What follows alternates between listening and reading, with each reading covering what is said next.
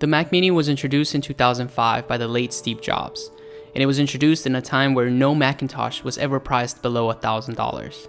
It was an entry model for anyone willing to make the switch, but were too hesitant due to the generally high prices of a Macintosh. It was introduced with a simple concept, BYODKM, which meant bring your own display, keyboard, and mouse, and it was priced at an aggressive $499.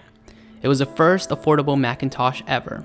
Although the specs were a bit anemic when compared to the competition, they still offered a great way to enter the Apple ecosystem. Later, Apple made the switch to Intel processors, which was a huge deal at the time, and it meant that it was time to upgrade all their existing lineup, including the Mac Mini.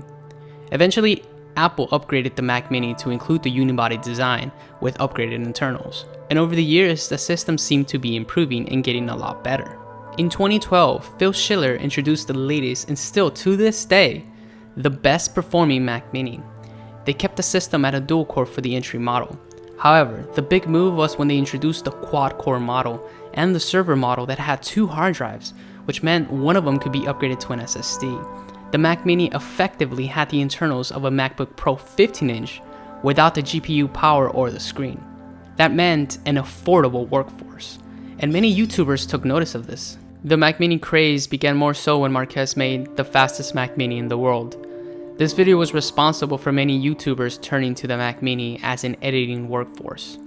Plus, it was an affordable way of entering the macOS platform, while effectively having a pretty beastly machine.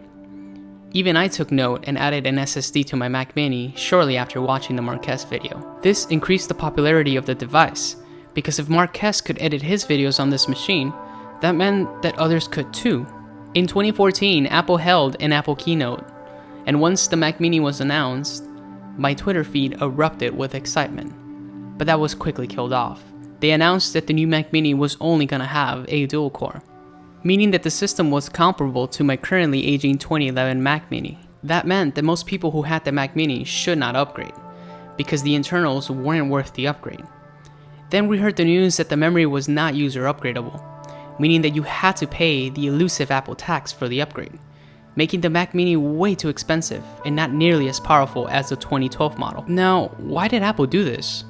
Well, they really had no reason to offer a quad-core Mac Mini, because they always intended the Mac Mini to be an entry model, the model that allows new users to experience OS X for the first time. They never intended the system to be the only system you would ever need.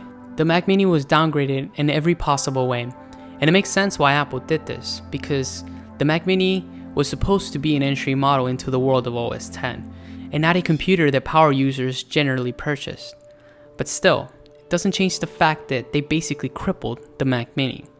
The internals weren't usable upgradable, the specs were reduced when compared to the 2012 model, so in order to max this out, you'll be spending thousands of dollars, making it not worth the price.